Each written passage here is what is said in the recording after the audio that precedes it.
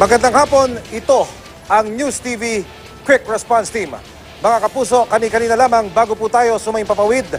niyanig po ng lindol ang area namin na kinatatayuan. Dito po yan sa EDSA Corner, Timog Avenue, Quezon City. Pero sa aming coordination sa mga kinatawan ng iba't ibang government agencies at Philippine National Police, hindi lamang sa Quezon City sumentro ang lindol, umabot po ang lakas ng pagyanig sa area po ng eastern at southern part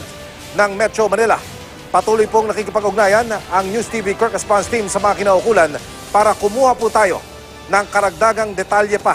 ukol sa nangyaring lindol kani-kanina lamang, gaya po ng aking nabanggit bago po tayo sumayong papawid pasado alas 5 ng hapon. Dito po sa aming kinatatayuan ngayon sa GMA Network Center, gaya po ng nakasanayan bilang protocol ay nagsibaba na po at nasa ligtas ng lugar ang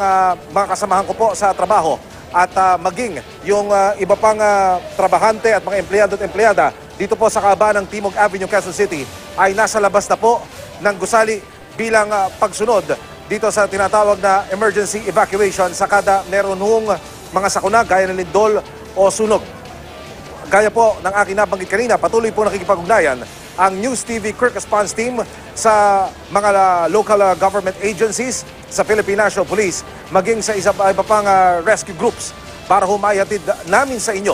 ang latest ukol sa nangyaring lindol na iyan.